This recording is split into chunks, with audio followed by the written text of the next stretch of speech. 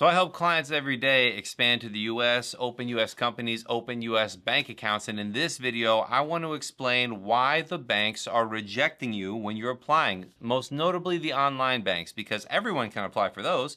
You don't have to go to the bank. All you can do is you just open the company online and then you apply for the online bank. Now, a lot of my people on here, a lot of you guys watching this video are DIY people. You created your own LLC. You went to Northwest or Doula or whatever and you open an LLC and you're like, I'm gonna do this myself. I watched James' videos. Well, this video is very important. Watch the whole video because these are mistakes that people are making. These are why the banks are not allowing you, most notably Mercury and RelayFi and the other banks, why they're not allowing you to open an account or why they're not opening an account for you when you apply because you're doing these things wrong. These are big mistakes. I went over this with my team. We open hundreds and hundreds and hundreds of accounts for people. We don't open them, but we help our clients do the applications. And we see when the clients do it themselves, they don't get the account open. When they do it with us, they get it open. And a lot of these mistakes, and I have a lot. I have like 10 things on here that I'm gonna go through. Okay, so the first one is, it's kind of beating the drum, but it's using the wrong address. Right now, with Mercury, they don't want a virtual address, but they will allow you to use a registered agent address. It's really weird. But we want the addresses to be consistent. If you're gonna use an address, it needs to be exactly how it is on the EIN letter, how it is on the articles of organization for your LLC.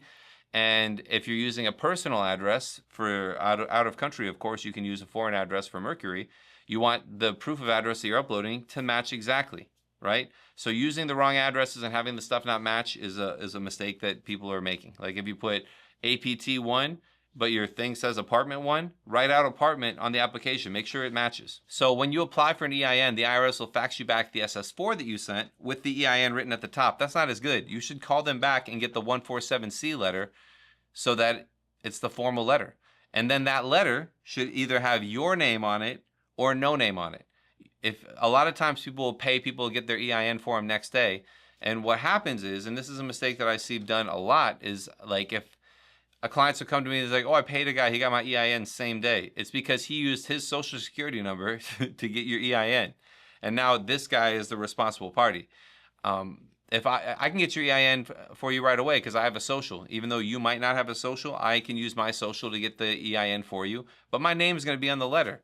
And I'm not applying for the account. The name of the applicant should be the same as the name on the EIN letter. So that's really important to use an EIN with your name on it and giving the full letter, the actual letter. Now, as we go through this, not having a website or not having a professional social media account or an Upwork account or something to show who you are and what you're doing, that's really points deducted on there. You really want to have something like some clients use Upwork accounts, some use a LinkedIn, a well-made, decent LinkedIn profile. You can use an actual business website, but the description of what you tell them needs to match what the website says. You can't have a website for plumbing services and then say that you're an aircraft mechanic. It doesn't make sense, and it needs to all be clean. So if you're going to be a coder or a programmer, your LinkedIn experience should be that's what you're doing. Your Upwork profile showing that you're doing coding, great. And then you say, I'm doing coding, and then that goes to the next thing. Using the wrong category or not being specific enough in your business description. You want to be as specific as possible in this business description. They've told me that like generic consulting doesn't work anymore. You can't just say, I'm a consultant. I do social media consulting.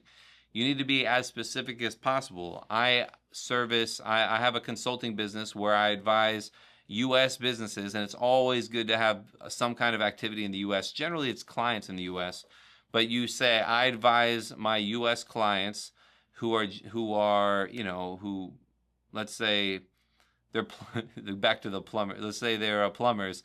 I help U.S. plumbing companies find the right clients and the right leads for their business. And then you have a website about plumbing, SEO, and you make websites for plumbers.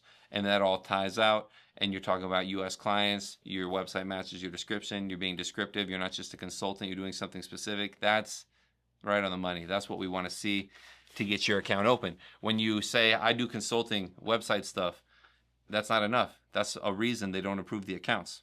Let's keep going. No U.S. business at all. You want to, even though you are outside the U.S., you're generally a foreign person, not a U.S. person. You need to have some kind of U.S. business with these bankers, with these bank accounts. To open a U.S. bank account with a U.S. company, you should have something in the U.S. Like I told my I was talking to this other banker the other day, and I made a joke. You don't want to work with an Argentinian guy who runs a grocery store in Argentina selling stuff locally. Like that, the banks don't want to work with you. They want to make sure you're doing something in the U.S., whether it's selling to Americans or having an office in the U.S. or something here. You need to have something in the U.S. Sharing an expired passport or an expired personal documentation. You need to have an accurate, up-to-date passport or ID. It cannot be expired. Not providing the correct proof of address. It needs to be current, less than 60 days old. That's going to be your lease document or a personal bank statement, something that shows your personal address where you're proving where you live. Your KYC, that needs to be current, less than 60 days old. The documents also need to be in the Roman alphabet. That needs ABCD. It can be in Spanish, but it can't be in Mandarin. It can't be in Japanese or something. It can't be in characters or even like Sanskrit or whatever. It can't be in any, it has to be in Roman alphabet so they can read it and they can match it and you can actually type it in the thing. These are U.S. accounts. It's in English. That's what we have to deal with.